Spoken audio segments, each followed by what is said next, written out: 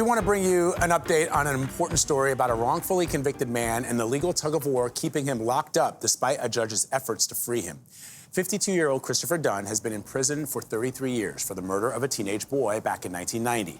Last week, a judge in St. Louis overturned his conviction and ordered Dunn's immediate release. But in a surprising move, the Missouri Attorney General, Andrew Bailey, filed a notice of appeal with the state Supreme Court and told the prison to keep Dunn behind bars while the legal battle plays out. In a scathing response, the judge who ordered Dunn's release called the Attorney General's actions an affront to the rule of law. Erin Moriarty has been following the sudden twists and turns in the story and joins us now to talk about it. So, of course, Erin, he was on his way out. He was signing paperwork. Just minutes from walking out, and his wife is standing outside waiting for him. So is he entitled, Mr. Dunn, to any compensation under Missouri law? Well, I'm going to get to that. Let me show you first about his case. Okay? Christopher Dunn, in a brand new suit, was just moments away from freedom last Wednesday when he was told to put his prison uniform back on and return to his cell. 6 days later, he's still behind bars. And what makes this so perplexing is that the effort to get Dunn out of prison was spearheaded by a prosecutor.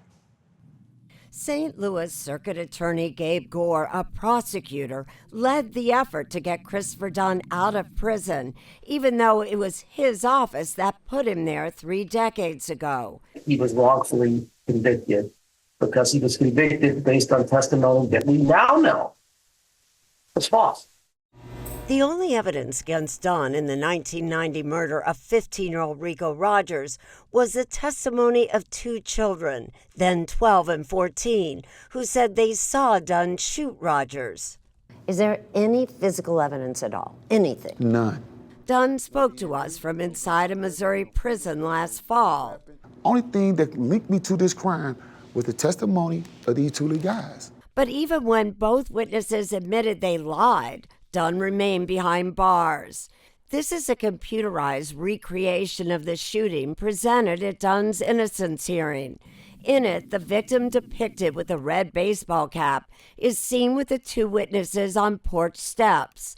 The first shot hits a downspout.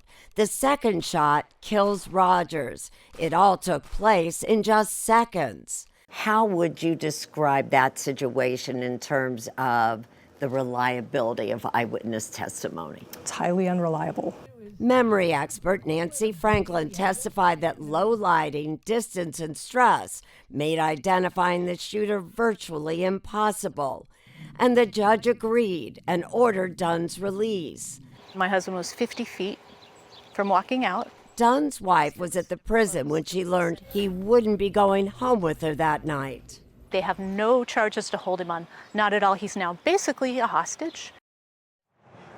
We asked the Attorney General for an interview. He has not yet responded, but in filings yesterday, he wrote that he never sought to defy the judge's order, but filed the appeal to, quote, preserve the orderly administration of justice. But I think the question is, if this justice, is this justice if multiple judges have said Dunn is not guilty, and yet he's still sitting in prison? And Vlad, you brought up the thing about compensation. So he's sitting in there. It's been 6 days. In Missouri, there is no law that allows for compensation. This is a man, when he does get out, this is a man who's had 3 heart attacks. He won't have health insurance. And so in all these cases that I do, in this case, like the Midwest Innocence Project has started a GoFundMe, but what you're really doing is asking taxpayers to pay for mistakes that were made by prosecutors and by police.